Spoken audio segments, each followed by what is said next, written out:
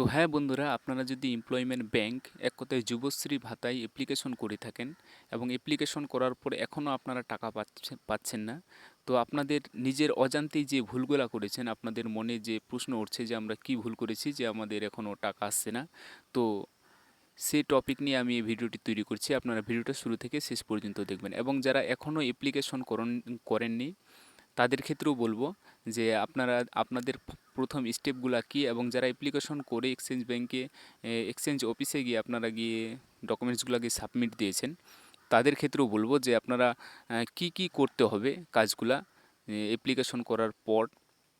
তার আগে আপনাদের কাছে আমার একটা প্রশ্ন নিয়ে এসেছি যে অনেক স্টুডেন্ট বলছে যে দাদা আমরা তো অনেক দিন আগে অ্যাপ্লিকেশন করেছি, অ্যাপ্লিকেশন করার পর 2013 সালে, কেউ 2012 সালে, তো আমরা এখনও টাকাটা পাচ্ছি না কেন? তো তাদেরকে আমি একটাই কথা বলবো যে আপনি আবেদন করার 2 মাসের মধ্যে, আপনি আজকে নতুন এমপ্লয়মেন্ট ব্যাংকে আবেদন করলেন, রেজিস্ট্রেশন করলেন, রেজিস্ট্রেশন করার 2 মাসের মধ্যে আপনাকে অ্যাকনলেজমেন্ট যেটা স্লিপ, এক কথায় হার্ড কপিটা, আর তার সাথে যে ডকুমেন্টস আছে সেই ডকুমেন্টসগুলো এক্সচেঞ্জ অফিসে 60 দিনের মধ্যে আপনাকে কিন্তু জমা দিতে হবে।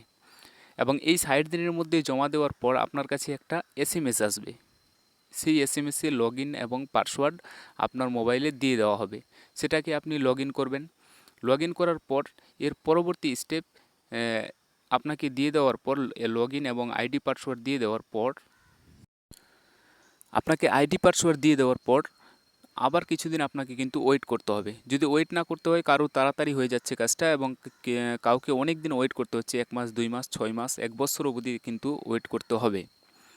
তো অনেকেই এখন স্টুডেন্ট ভাবছেন যে আমরা যে আবেদন করেছিলাম, আবেদন করার পর সেই স্লিপটাকে আমরা এক্সচেঞ্জ অফিসে গিয়ে আমি জমা দিয়েছি, জমা দেওয়ার পর আমাকে লগ ইন এবং পাসওয়ার্ড আইডি দিয়েছে। দেওয়ার পর এখন কি আমার কিছু করতে হবে? অনেকেই বলছেন যে এখন আমি কি করব? আমার তো লগ ইন আইডি পাসওয়ার্ড দিয়ে দিয়েছে, তো এখন আমি কি করব? তো ফ্রেন্ড, এখন আপনাকে কিচ্ছু করতে হবে না।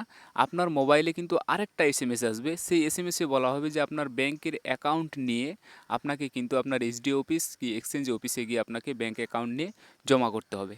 আর অনেক স্টুডেন্ট কোশ্চিন করছে যে দাদা আমরা তো আবেদন করার সময় আমি সব ডকুমেন্টস দিয়েছি, কিন্তু আমার কিন্তু ব্যাংকের অ্যাকাউন্ট আমি তো দেইনি, তো আমার অ্যাকাউন্টে কিভাবে তারা করবে, টাকা পাঠাবে, আমরা তো কিছু বুঝতে পারছি না। তো ফ্রেন্ড, ফার্স্ট স্টেপ হচ্ছে আপনাকে কিন্তু অনলাইনে রেজিস্ট্রেশন করতে হবে। দ্বিতীয় স্টেপ, আপনি এই কাগজটাকে গিয়ে এক্সচেঞ্জ অফিসে গিয়ে আপনি জমা করলেন, যেটা হার্ড কপি। এক্সচেঞ্জ অফিসে জমা করার পর আপনাকে একটা মেসেজ আসবে, সেই মেসেজটাতে লগ ইন এবং পাসওয়ার্ড দিয়ে দেবে। লগ ইন আর password ID, log in ID আর পাসওয়ার্ড আপনাকে দিয়ে দেওয়া হবে। এবং লগ ইন পাসওয়ার্ড আইডি দেওয়ার পর আপনার কাছে একটা এসএমএস আসবে। এই এসএমএসটা যদি আসে, দুইটা এসএমএস আসবে। প্রথমে লগ ইন আইডি পাসওয়ার্ড আসবে, তারপরে যে এসএমএসটা আসবে সেটা হচ্ছে, এখানে আপনাকে বলানো হবে যে আপনি ব্যাংকের নিয়ে, ডকুমেন্টস নিয়ে, কথা ব্যাংকের বই নিয়ে, তার সাথে কিছু ডকুমেন্টস নিয়ে আমাদের এক্সচেঞ্জ অফিস কি এসডি অফিসে এসে সেগুলো সাবমিট করে যান। এবং সাবমিট করার পর থেকেই আপনাকে কিন্তু ইয়ে তার পরের মাস থেকে কিন্তু আপনার অ্যাকাউন্টে টাকা দেওয়া শুরু করে দেবে।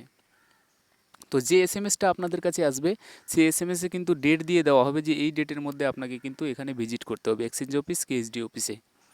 তো আশা করছি আপনারা বুঝতে পেরেছেন। আর অনেক স্টুডেন্টদেরই বলছে দাদা আমি এখন নিউভাবে অ্যাপ্লিকেশন করব, অ্যাপ্লিকেশন করার পর আমি আমার হার্ড কপিটা নিয়ে আমি আমার এসডি অফিস কি এক্সচেঞ্জ অফিসে গিয়ে জমা করলাম। জমা করার পর আমাকে কি আরও কিছু করতে হবে? কতদিন ওয়েট করতে হবে? তো ফ্রেন্ড, এটা জমা করার পর আপনাকে ওয়েট করতে হবে। সেই সেম স্টেপ, আপনার কাছে লগ ইন এবং পাসওয়ার্ড আইডি আসবে। আসার পর আরেকটা এসএমএস আসবে। সেই এসএমএসে আপনাকে বলা হবে যে আপনার ব্যাংকের বই নিয়ে আপনি এক্সচেঞ্জ অফিসে এসে ভিজিট করেন।